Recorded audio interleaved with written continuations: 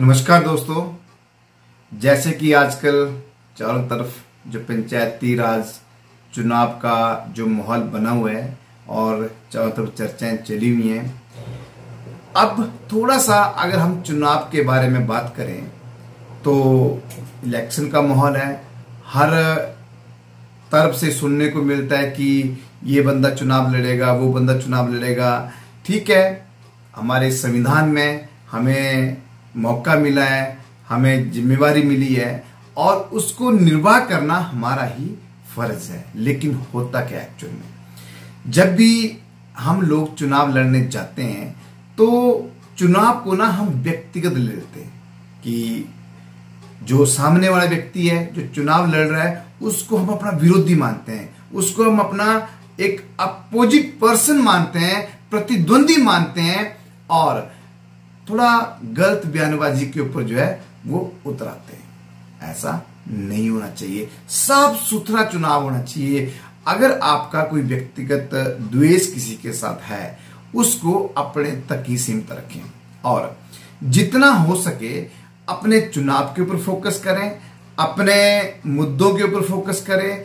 आपकी पंचायत के प्रति क्या डेवलपमेंट प्लान है उसके ऊपर फोकस करें। अगर आप लोगों के बीच जाएं तो इस तरह की बात ना रखते हुए कि आपका प्रतिद्वंदी ऐसा है, उसमें ये कमी है, वो नालायक है, वो डफर है, उसमें क्षमताएं नहीं है, आप में क्षमताएं ज्यादा हैं। इस तरह का जो दुष्प्रचार है, मैं नहीं मानता हूं कि लोकतंत्र के अंदर ये सही है।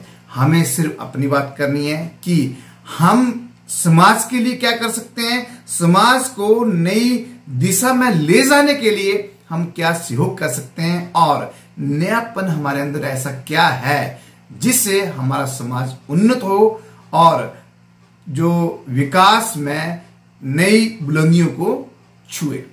दूसरा, जब चुनाव हो जाते हैं और चुनाव के बाद जब कोई प्रतिनिधि चुन के जाता है तो चारों तरफ एक माहौल बन जाता है कि देखें यार वो जीत गया, वो हार गया। लेकिन मैं आपको बताऊं कि चुनाव में ना जीत और हार नहीं होती है। ये जो दृष्टिकोण हमारे अंदर बना हुआ है ये गलत है। चुनाव में अगर 10 लोग चुनाव लड़ते हैं तो वो किसी स्पेसिफिक पोस्ट पे जाने के लिए संघर्ष करते हैं, लेकिन जो जनादेश है ये महत्वपूर्ण है।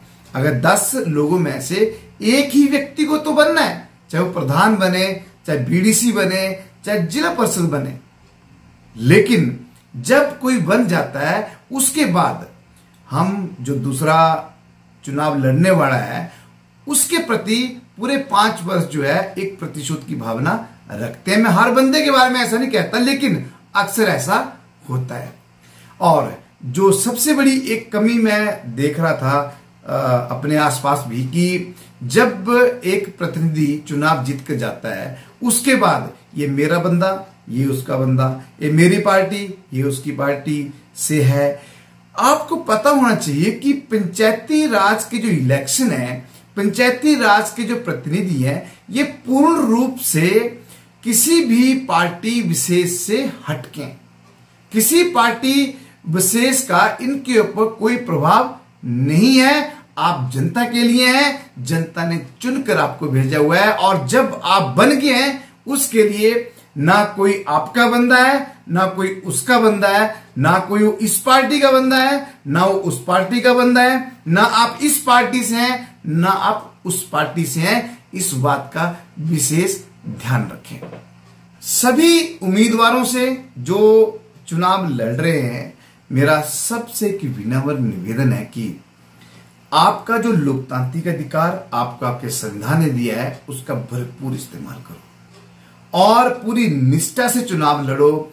अगर आप कुछ नहीं भी बन पाते हैं फिर भी जो व्यक्ति बन के आता है उसका डटकर सहयोग दो और जो चुन के चला जाता है वो सभी उम्मीदवारों को साथ में लें जो आपके साथ चुनाव लड़ रहे थे, क्योंकि हमारी जिम्मेवारी ये नहीं है कि सरकार से आए धन का हमने इस्तेमाल करना है, बल्कि एक प्रतिनिधि वो होता है जो पूरे समाज को एकजुटता के साथ आगे लेके चलता है। एक नेता वो होता है जो समाज के हर वर्ग को पूरी सकारात्मकता के साथ आगे लेके जाता है। इस जिम्मेवारी को निर्वाह करना है। आज का जो यूथ है, पढ़ा लिखा यूथ है, आपके परिवार, आपके समाज की आपके साथ भरपूर जो उम्मीदें हैं वो हैं, लेकिन हमारे युवा साथियों को अब उन उम्मीदों पे अच्छा उतरना है और जो आपकी क्षमता है, जो आपकी योग्यता है और जो आपके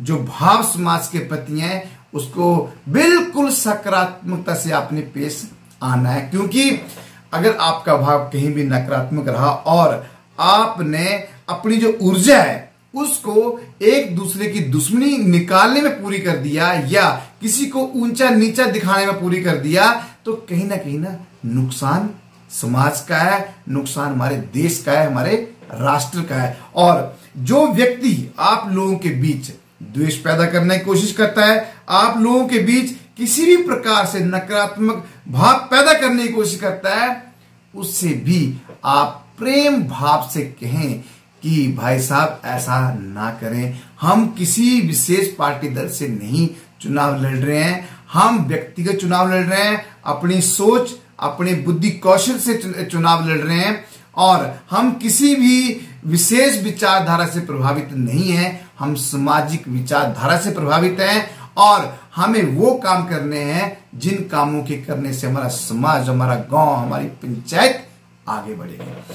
तो साथियों, उम्मीद करेंगे कि इस बार के चुनाव सकारात्मक होंगे और उम्मीद करेंगे कि जो भी प्रतिनिधि चुन के आएगा वो सारे प्रतिनिधियों को साथ लेके चलेगा जो चुन के नहीं आ सके और पूरे समाज के अंदर किसी प्रकार का जो ध्रुवीकरण है, किसी भी तरह से समाज को तोड़ने का जो विचार है वो नहीं आना चाहिए। उसको साइड में फेंक दो और सच्चे मन से ईश्वर को साक्षी समझ के राष्ट्रहित में डट जाओ।